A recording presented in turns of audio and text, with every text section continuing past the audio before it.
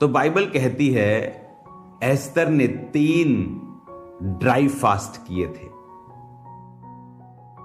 Dry fasting एक weapon है devil के खिलाफ, आप उसे नोट कर लो।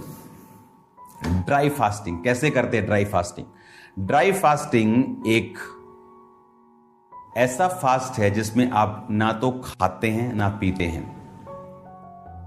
अगर मैं आज आपको बोल दूं कि जिम जाओ क्योंकि फलाना बॉडी बिल्डर 100 किलो वेट उठा रहा है, आप भी उठाओ, तो पहले दिन आप जानते हैं क्या होगा। आप शाम को मूव ढूंढ रहे, वोलिनी जेल ढूंढ रहे होंगे आप। हालेलुया। तो जब मैं ड्राई फास्टिंग की बात कर रहा हूं तो इसे 40 दिन रात के मत रख लेना कि तुम रहो ही ना। स्टार्ट करना, जैसे लोग ड्राई फास्टिंग में बोलता हूं कि 2 बजे तक दोपहर के, सुबह उठे कुछ नहीं खाना कुछ नहीं पीना। इसका मतलब नहीं तुम गंदे मंदे रहो, ब्रश ना करो, नहाओ ना धोवो ना, ऐसा नहीं। 2 बजे तक कुछ खाना पीना नहीं। जब तुम्हारी बॉडी तुम्हें आदत पड़ जाए फिर 5 बजे तक करो, कुछ खाना कुछ पीना नहीं। जब आदत पड़ जाए इसे 1 दिन में लेके जाओ। इस तरह से बढ़ना है, क्योंकि वो हम पूरी तरह से शरीर में सफर करें ये परमेश्वर नहीं चाहता।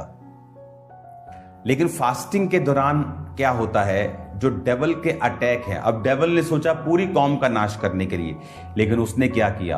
अगर डेविल आया है अपने वेपन्स को लेके, तो आपके पास भी परमेश्वर ने वेपन्स दिए हैं, हथियार दिए हैं।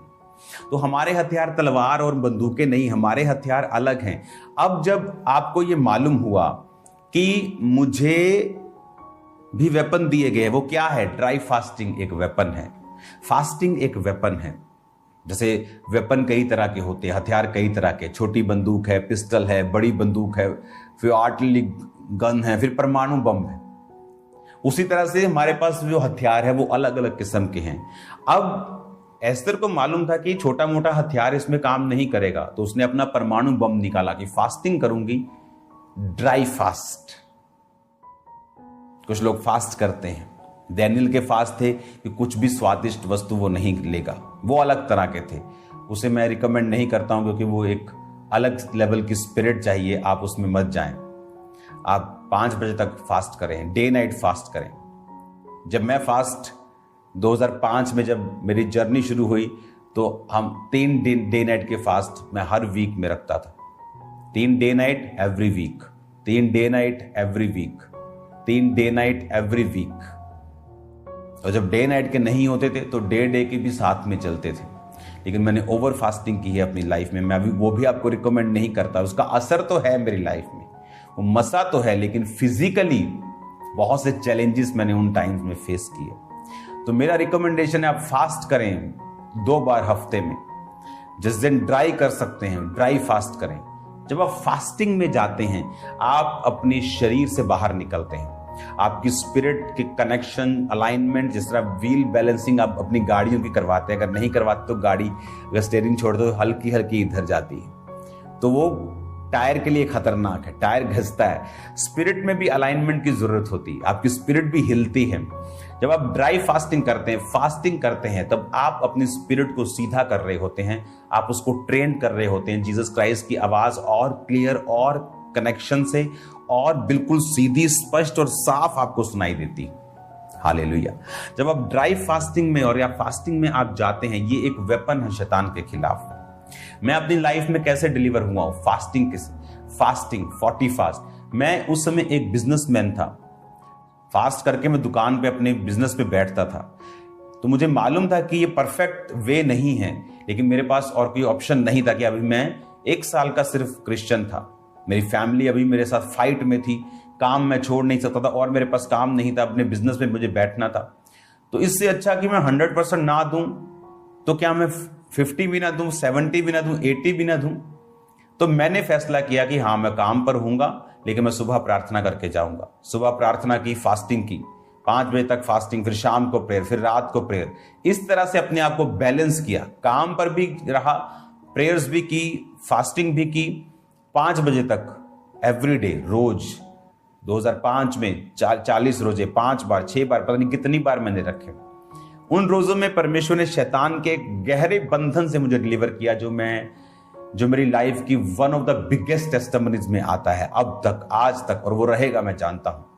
और उन दिनों में ऐसे एक्सपीरियंस मुझे हुए, जो एक्सपीरियंस आज तक मुझे संभाले हुए हैं। वो एक्सपीरियंस से जो मेरा फेथ है वो हमेशा हाई लेवल पे रहता है, क्योंकि मैंने कुछ ऐसा एक्सपीरियंस किया है उन रोजों के दौरान जो आम व्यक्तियों के पास मैं देखता हूं नहीं है। हालेलुया।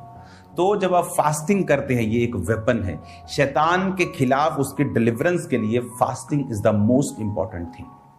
जितनी ब्रांचेस आप सुन रहे हैं, यूके, यूएसए, जितने भी कनाडा में, सब देशों में जब आप सुन रहे हैं आज की इवनिंग मीटिंग को, आपको ये मालूम होना चाहिए कि आप एक फास्ट रखने वाले व्यक्ति होने चाहिए।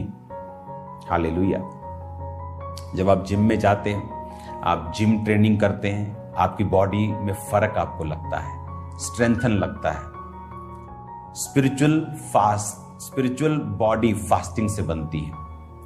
जब आप इसको ट्रेन करने लगते हैं, अपनी स्पिरिट को, अपने मसल्स को बढ़ाने लगते हैं, आपकी लाइफ एक अलग लेवल पे आप लेके जाते हैं। आपको फास्टिंग प्रैक्टिस करनी है 12 बजे तक, फिर 2 बजे, फिर 5 बजे। इस तरह से आपको अपने आप को आगे लेके जाना है। ड्राई फास्टिंग ट्राई करना है, दूसरा फास्ट ट्राई करना है जिसमें आप एक आध बार पानी या चाय आप ले सकते हैं। हालेलुया। लेकिन हमारा मकसद है अपने आप को इन चीजों से दूर रखना और प्रेयर में रहना। प्रेयर हम नहीं कर सकते, काम पे हैं, आप मॉर्निंग प्रेयर करके जाके शाम को आप प्रेयर कर सकते हैं। कुछ भी हम कर सकते हैं। हमारे लिए कुछ भी ऐसा नहीं है कि कोई भी ऐसा बंदा नहीं है जो 19 घंटे काम करता हो। हर बंदे के पास टाइम है। परमेश्वर ने ऐसा बनाया है कि आपके पास टाइम हो प्रेयर का, फास्टिंग का, स्पिरिचुअल लाइफ्स को सेट करने का। तो जितनी ब्रांचेस आप मौजूद हैं, जितने ऑनलाइन लोग मौजूद हैं इवनिंग मीटिंग में, आपको ये बात का ध्यान रखना है, स्पिरिचुअल एक्सरसाइज करना है, ऑर्डर्स को ब्रेक नहीं करना। जो खुदा ने ऑर्डर्स बनाए हैं बाइबल में, जिस तरह से परमेश्वर ने हमें बनाया है, अब तो आप इंटरनेट पे अगर आप देख लें, अब फास्टिंग के डॉक्टर्स फायदे गिनाने लगे हैं। इंटरमिटेंट फास्टिंग क्या है? वो 5 बजे तक रोजा रखना, सदियों से चलता आ रहा है बाइबल में। हाँ, ड्राई फास्टिंग के अब फायदे गिनाने लगे हैं। वो क्या है? पहले बोलते थे नहीं शरीर को पानी चाहिए, अब बोलते नहीं, अगर ड्राई फास्टिंग करोगे तो शरीर से टॉक्सिन जो हैं अपने आप ब्लड प्यूरिफाई करता है अगर अब तुम पानी नहीं पियो। वो सब चीजें जो बाइबल में सालों से लिखी हैं, अब वो उसे टिक लगा रहे हैं। हालेलुया। तो ये तो बाइबल में पहले से है। एस्तर ने ड्राई फास्ट किया, मूसा ने ड्राई फास्ट किया।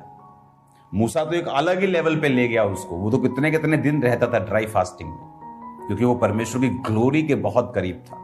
तो उसकी ग्लोरी के करीब जितना आप जाएंगे आपके लिए इजी होगा। लेकिन तब तक आप जिस तरह आप जिम में वेट बढ़ाते हैं, आपको स्पिरिचुअल एक्सरसाइज करनी है। आपकी लाइफ की डिलीवरेंस के लिए जरूरी है। डेविल, उसके हथियार, उसके सारे अटैक्स कमजोर होते हैं, वो आपकी लाइफ से निकलता है जब आप फास्टिंग करते हैं। पाप उसके लिए खाना है। अगर आप उसे पाप करते रहेंगे, शैतान का वो खाना है, वो आपकी लाइफ में स्ट्रांग होगा।